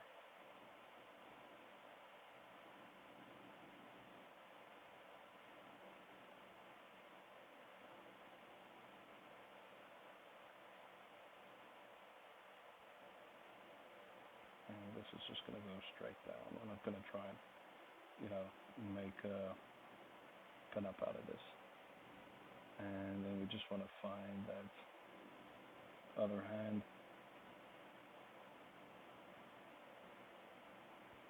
Teeny tiny little hand. There we go.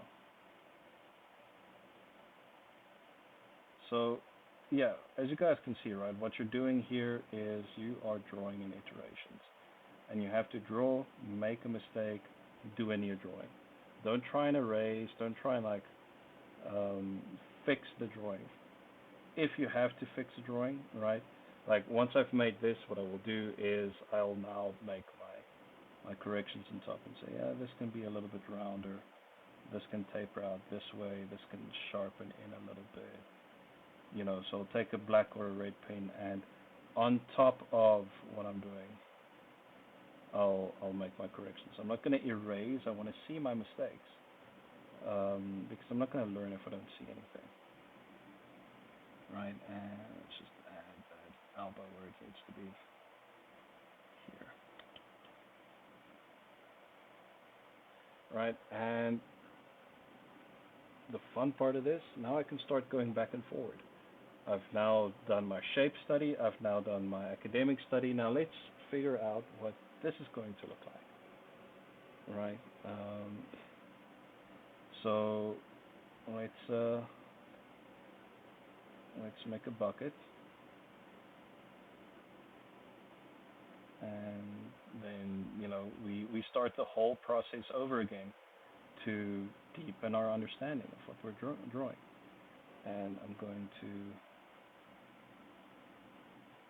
take that simplified shape for the hips that we just went through, and I'm going to use this to actually draw her skeleton, so that I understand it a little bit better, and I can see, oh, there might actually be a bit of a twist here, and oh, I can actually see that what this does is they're really pushing out her femur bones quite some ways, actually. I wouldn't say that far, I'd say about here, right? But then the gluteus minor is quite small, but the gluteus maximus actually occurs very much further down than where the crotch line is. The crotch line's about here. The glutes are about here, creating a very large, chunky shape over there.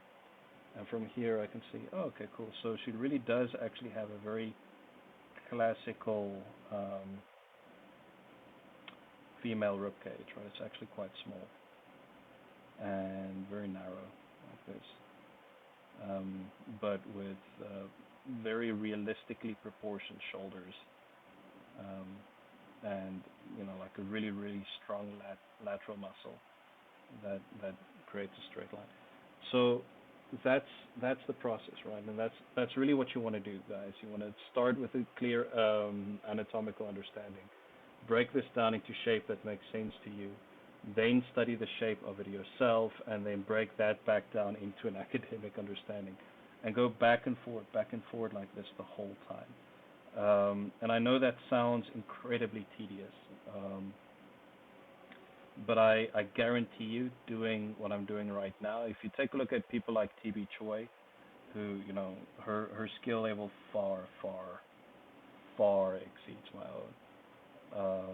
She does the exact same thing, right? And if it's good enough for her to do, then it's good enough for me to do as well, right? So now I understand her. Like now I understand what the mechanics are and where to change the things that I'm doing to fit my drawing. And then once I'm done with this, hopefully by the time like the third or fourth time I'm doing this character, and again what I'm doing is a study, right? I'm not trying to draw something in a style. I'm not trying to make a finished piece of work.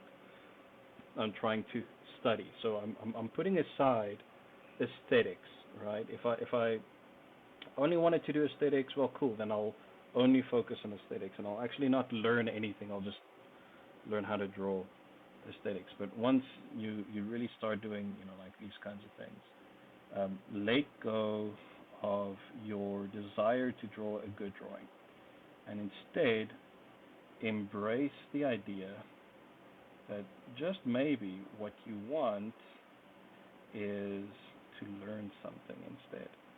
And you're not going to learn if you're too afraid to make mistakes, right? And then that's really the thing, because from here, what I can do is, oh, look at that. By studying Chell, by studying this, I now have something that's similar, right? But it's in its own kind of like unique language, right? And if I now wanted to go and do my own thing from here, this is looking like a Lesejo pair of legs. Um, I can work from there. But first, first comes the study. First comes the trying to understand what I'm doing. And I'm not worried. Like again, guys, nothing I'm doing like right now is something that I consider to be beautiful drawing, right? With time, with practice, yeah, you'll get there, right? Like eventually, you'll take a look at stuff like this, and if you really want to focus on trying to draw a beautiful character, you can totally do that, right? But that's a very different discipline, right? If all I'm trying to do is copy this character right now, it's a very different thing from what I just showed you. And there's a time and a place for both. But really, the first thing you want to do is study, study, study, and don't worry about that looking good or looking beautiful or looking like real art photos, because no one is fucking ballsy enough to show their actual studies online, because they're afraid it makes them look bad. And I think people like that are cowards. I think you need to. Let's add that little gluteus maximus minor. Yeah, that's the gluteus minor. Because like a gesture like what I'm doing right now, this is one thing. This is its own field of study. But figure drawing and understanding the figure, that's very much a different field of study. And you've got to do both to understand and appreciate both, because both are equally important. There's nothing beautiful about push-ups, right? But you still have to do the push-ups. So yeah, and usually people share these, right? They share their smooth little flowy gestures. They don't share these, right? Like the ugly drawings. And I think it's dumb. Through the process of going through this whole thing, I got to understand something a little bit better. I gained a deeper understanding of what I'm drawing, instead of just trying to copy it. If all I wanted to do was copy it, then I could just say control copy, control paste. That's not the point. What I want to do is understand what I'm drawing. And if you do that, then going from, a a gesture like this to, something that is then even more stylized. Let's see if I can do a quick little shell.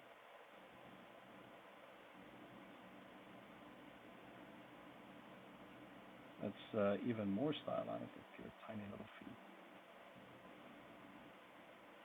That becomes easier and easier every time I do this.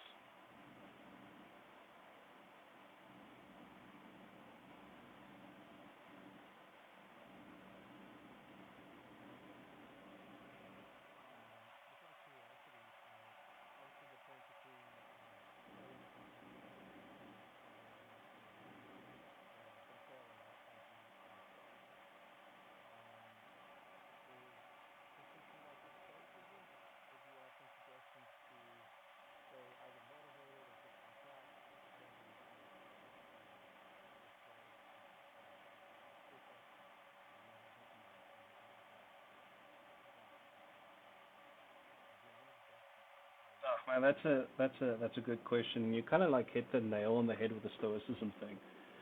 Um, okay, cool.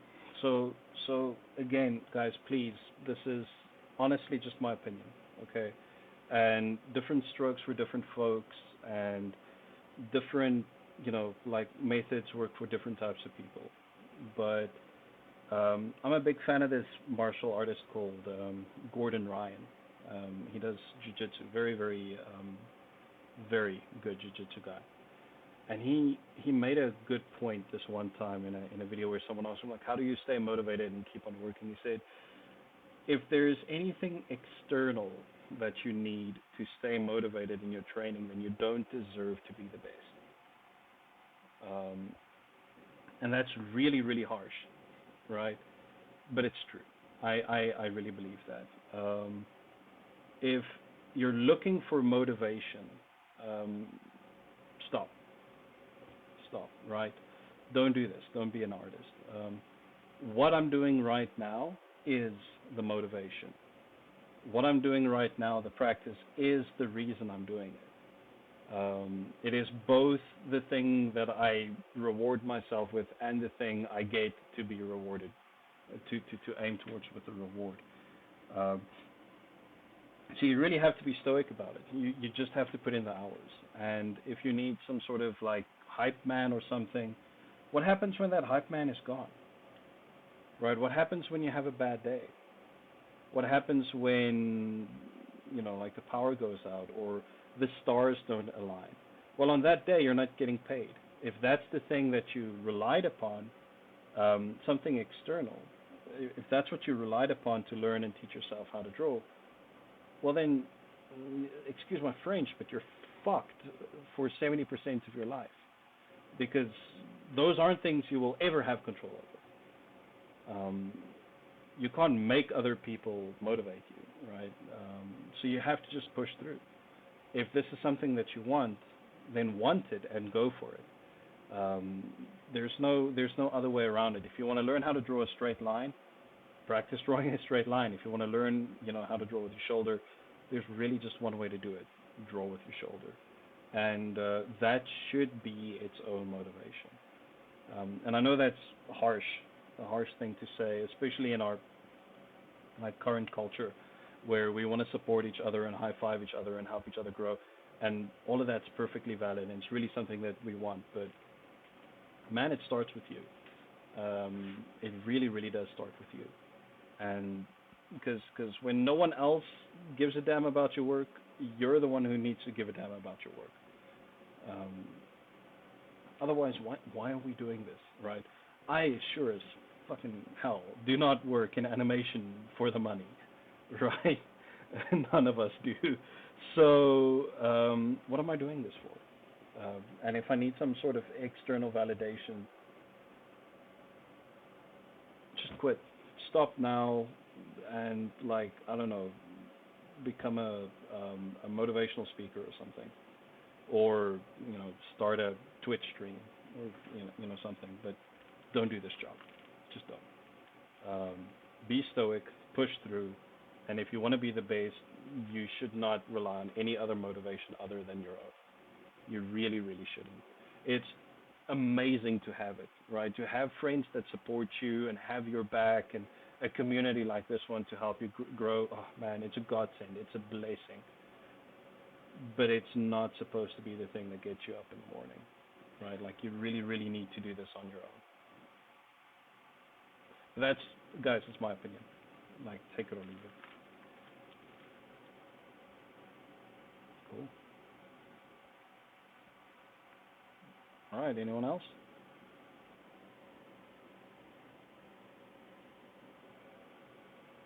Oh, come on. There's got to be a couple of questions.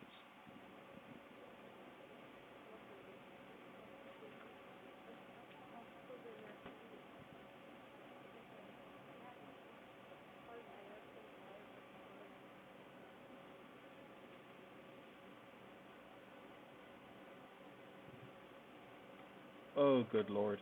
Hi, I'm back. Sorry, guys. I don't know why this on layout and environment. Yes, there's a book called Setting the Scene. I forget the name of the author, and then Disney actually made a book about layout and background as well. That's one that you can try. There's also Dream Worlds by Hans Bacher, which is sort of the go-to when it comes to layout and environment. And Perspective for Comics was one that I read years back. Um, there's another one, Visions by Gary Tonga, who's a digital painter and artist who's pretty good. Um, those are sort of, if you start with those, you should be okay.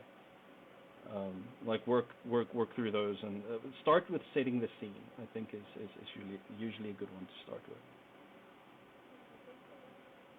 Cool.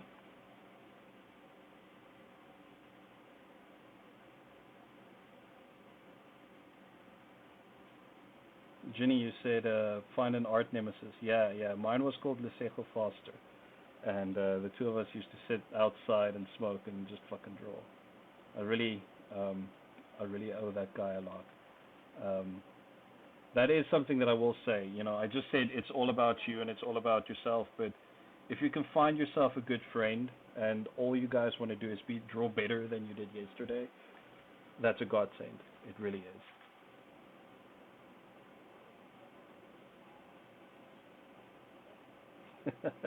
Yeah, yeah. I was very lucky to when I was teaching at SCAD, I shared office space with Greg as a party. And Greg is the guy who animated Lilo and Stitch, Mulan, Brother Bear, and like he had his papers because he's a traditional animator. Right now, yeah, Greg is like 20 years older than me. That's not the point. Just such a like miles, miles ahead of where I am as an artist. And you just sit there and like, shit, man. If I don't draw every day when this guy walks into the office, I feel inferior. Like I feel like I'm not doing what I need to be doing, right? Because he's got this legacy of paper next to him, and I'm here just like drawing butts the whole day. Um, but anyway, would you say setting a monthly goal for yourself for figure gesture drawing would be helpful? Or it's definitely helpful. Yes. I would say do a daily goal. Just do 5 gestures a day. Right. Take 20 minutes out of your day every day and just draw. Um, and do what I just did. Right. Do take 5 minutes, do 5 gestures, pick one of those gestures, and then for the next 15 minutes, do an academic study, do a shape language study, and then try and put it into a model sheet, right? And that's where the multiple disciplines thing comes in, right? Once you've done the gesture, break it down academically, then break it down, like in shape language, and then pick a model sheet of an existing character and try and put that in there. Do that every day for like a year, man. Then you're gonna be fucking bulletproof. Honestly, honestly, you're gonna take heads and kick ass.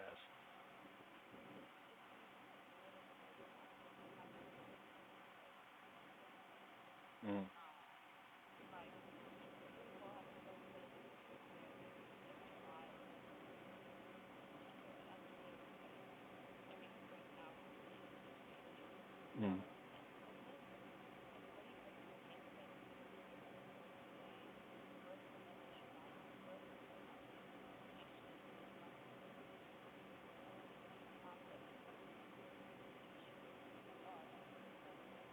Oh, for sure, man. Yeah, it's such a good.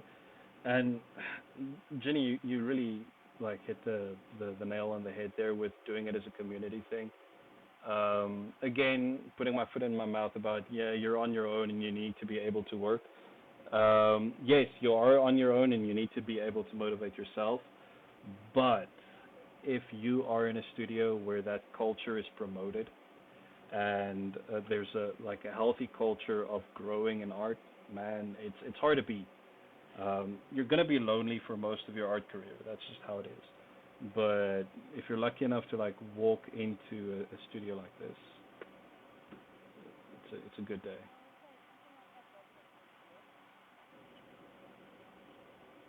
Mm. Yeah, yeah.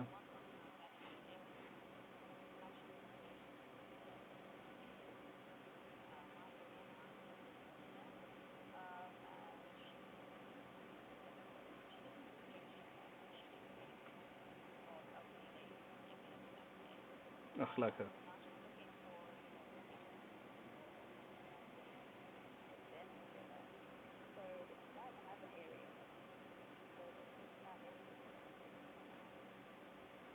Yeah, man, be that change, right?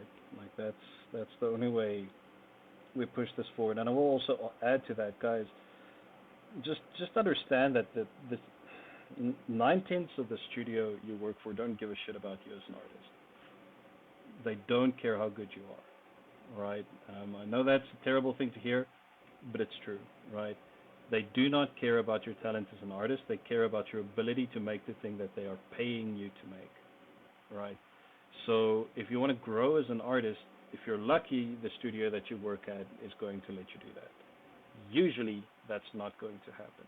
If you want to grow as an artist, it's up to you, and it's up to you to like foster this ability and grow it. And if doing that through your community is the way to do it, then do it.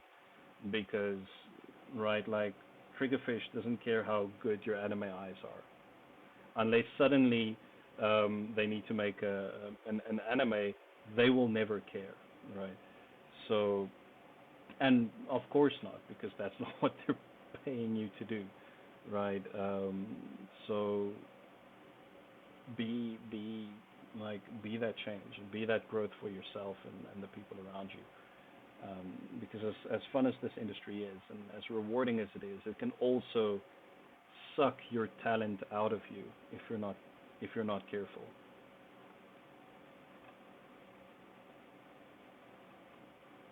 That's hard to hear, but it's true.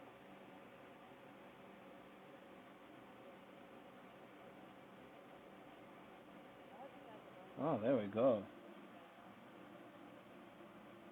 Yeah, Jenny, that's looking red. I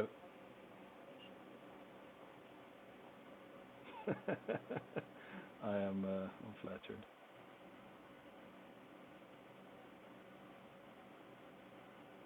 Yeah, no, that looks very solid, Jenny. But come on, guys, there's got to be more questions. Come on, come on, come on.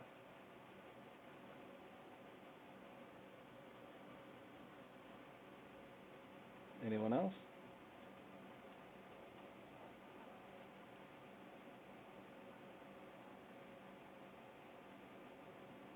All right.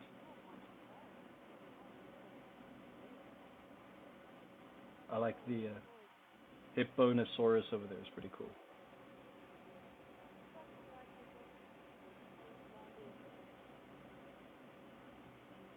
It does.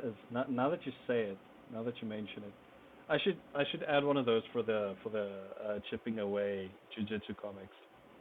Um,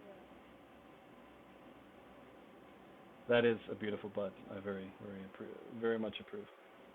Um, but yeah, guys, I mean that's it from my side, right? I think I can probably stop the recording here, and then I'll just send it through to you, Jenny, as soon as it's done rendering. Cool, cool.